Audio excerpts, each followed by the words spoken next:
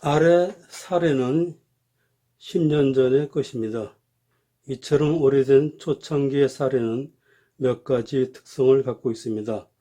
우선 직관 타로가 만들어지는 초기 단계이므로 이미지 확산과 응용이 자유로워서 지금처럼 제한된 모습이 적고 활용의 범위가 넓습니다. 그러나 문제점으로는 익히기가 상당히 힘이 듭니다. 그래도 참신한 맛과 멋은 지금의 직관 타로보다 오히려 더 향기롭습니다. 자, 그럼 직관 타로의 이야기 속으로 들어갑니다. 강산도 한 번 이상 변했을 것 같은 10년 전 직관 타로는 어떨까요? 언젠가 30대 초반의 젊은 청년이 찾아왔습니다. 우선 질문 전에 석 장의 카드를 뽑게 한 후 제가 한 장의 카드를 뽑았습니다. 내용은 특별한 것이 없었습니다. 다만 짐작하기 어려운 카드 배열이라 직장에서 스트레스 많이 받습니까? 하고 묻자 그렇다고 합니다. 직장 내 상사가 남성분도 있고 여성분도 있습니까? 하고 묻자 예 하고 대답을 합니다. 펜타클 7 소드킹 운수역 그 다음에 소드킹입니다. 하나하나 읽어보겠습니다. 일은 해도 끝이 없습니다. 여자 상사가 신경질을 많이 냅니다. 직장을 옮기려고 합니다. 남자 상사도 깐깐한 성격이라 견디기가 어렵습니다. 배정 카드를 살펴보겠습니다. 소드 킹과 퀸이 전부 다 나오는 예는 그리 많지 않습니다. 이러한 경우에는 소드 킹과 퀸의 연관성이 2배가 됩니다. 우선 가장 염두에 둘 것은 혹시 내담자가 자신의 적성 등을 질문한 것이라면 소드 킹과 소드 퀸은 내담자의 부모가 아닌가 하는 점을 살펴야 합니다. 만약 부모가 맞다는 이 청년은 어릴 때부터 부모의 전쟁을 보고 자랐을 가능성이 많습니다. 칼을 들고 있는 소드킹과 소드퀸은 서로 다투는 것을 상징합니다. 어떠한 경우에도 타로는 우연히 나오는 것이 아닌 필연의 결과입니다. 그러나 주변 카드가 내담자의 심리 등을 나타내는 것이 아니라면 부모의 문제가 개입될 여지가 없습니다. 이러한 경우라면 대부분 신경질적인 상사에 대하여 알아보는 것이 맞는 순서입니다. 펜타클 7은 중세 농노의 모습입니다. 이들은 태어나면서부터 영주의 노예이며 죽을 때까지 채무자의 신분입니다. 이 청년을 보고 채무자의 신분이라고 할 수는 없으나 소드 킹과 퀸의 신경질 앞에 놓여있는 신세이므로 펜타클 7이 치워야 할 것, 해야 할 것을 앞에 놓고 있는 것입니다. 그것도 끝없이 해야 할 것을 앞에 놓고 있는 것이지요. 저 또한 이 나이 되도록 이날 이때까지 일을 끝없이 하고 또 합니다. 이것이 대부분의 현대인의 운명입니다. 운명의 수레바퀴는 우주를 모델로 합니다.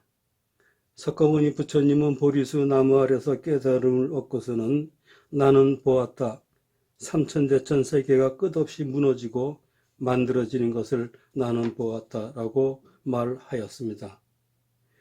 이것은 이 우주를 상징하는 수레바퀴가 굴러가면서 변화하는 것을 상징하는 것을 의미합니다. 수레바퀴가 굴러서 역방향이 되었으니 청년은 자신이 일하는 회사에서 변화하기를 원합니다. 다만 우려되는 것은 변화는 소멸을 가꾸옵니다. 따라서 운명의 수레바퀴 역방향은 소멸의 의미를 갖고 있으므로 대부분 나쁜 결과를 갖고 오게 됩니다. 그러나 10년 전 이 시절 이 청년에게는 그 직장을 옮기는 변화만을 적용하고는 소멸의 의미를 부여하지는 않았습니다. 그러나 청년으로부터 본래의 질문을 받고 대답하는 과정에서 이 점을 감안하여 상당히 주의를 주었습니다. 청년의 질문은 저의 재물은 봐주세요 하는 것입니다. 사실 월급장이라면 월급만 타서 저축하면 그만이지 재물운을 봐주지는 않습니다. 그러나 증권 투자 등을 하는 경우나 보험 설계사 등의 직종은 고정 수입이 아니므로 재물운을 봐주고 있습니다. 그런데 이 시절 뭔 맘을 먹었는지 단순한 월급쟁이인 청년의 재물운을 봐주었습니다. 그런데 켈틱으로 본 이 청년의 재물운은 보기 드문 희귀한 사례입니다. 전체 흐름을 파악하지 않는다면 읽기가 쉽지 않습니다.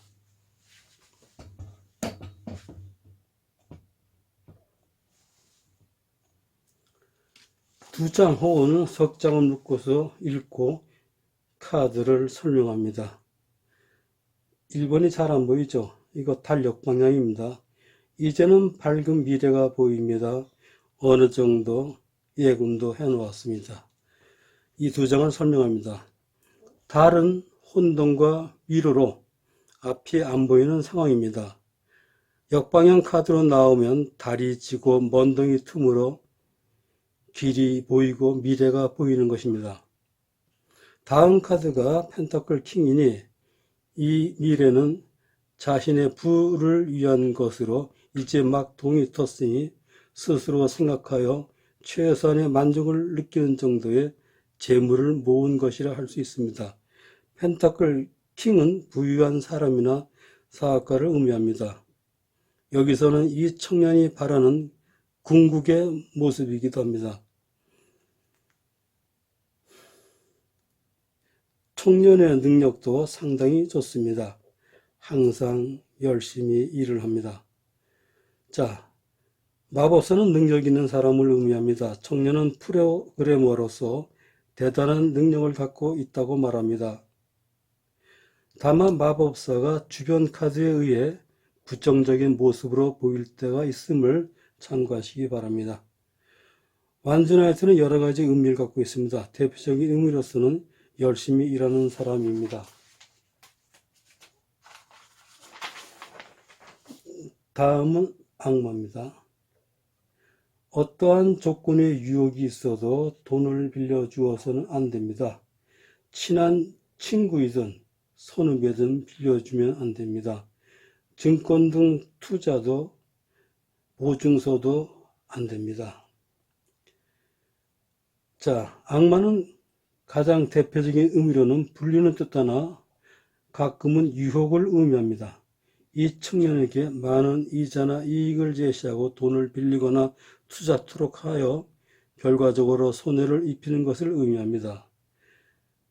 컵 6은 예전부터 아는 사람을 의미합니다. 정방향이므로 그 의미는 그렇게 부정적이지 않습니다. 그러나 여기서는 앞에 악마가 나왔고 뒤에 펜타클들, 그 다음에 소드 5 등이 나왔으므로 돈을 빌리거나 투자하도록 하는 선배나 후배, 친구 등 부정적인 주변 인물을 나타내고 있습니다. 펜타클 2는 무리하게 많은 것을 가지려고 갈등 상황을 의미합니다. 때로는 파산의 위험을 의미하기도 하죠. 뒤에 보이는 배가 곧 파산될 것처럼 그린 것은 이러한 이유 때문입니다. 여기서의 위험한 투자로서 증권 투자 등을 의미하고 있습니다. 소드 5 정의입니다. 비열한 수단에 의하여 자신의 돈을 빼앗긴다면 형사소송을 제기해야 됩니다.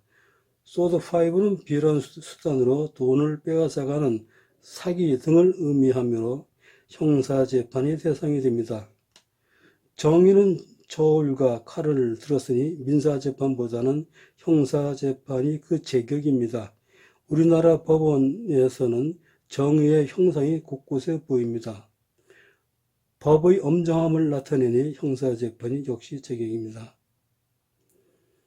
믿지 못할 사람을 만나서 손해를 보게 되면 민사소송을 제기해야 됩니다. 컵나이트 역방양은 좁게는 청원서를 들고 가는 신랑으로 프로포즈의 대명사입니다. 넓게는 호의적인 사람을 의미하고 역방향 카드로 나오면 믿지 못할 사람을 의미하며 통상적인 사기꾼이라고 말을 합니다. 그러나 이 사람의 행위가 전부 다 사기가 되는 것은 아닙니다. 다만 이것은 주변 카드에 의해서 결정되는 것이죠. 교황은 민사재판으로 정방향의 경우는 조정이나 중재가 있는 시점이고 역방향으로 나온다면 중재가 없거나 중재 판정이 무효가 되어서 다시 소송이 진행되고 판결되는 것입니다. 이것은 쉽게 가는 길을 다툼으로 인하여 어둡게 가는 것입니다. 결국 소드 5 정의가 나오고 컵 나이트 역방향과 교황 역방향이 나온 것은 청년이 절대로 타인에게 돈을 빌려주면 안 된다는 것을 강조한 것입니다.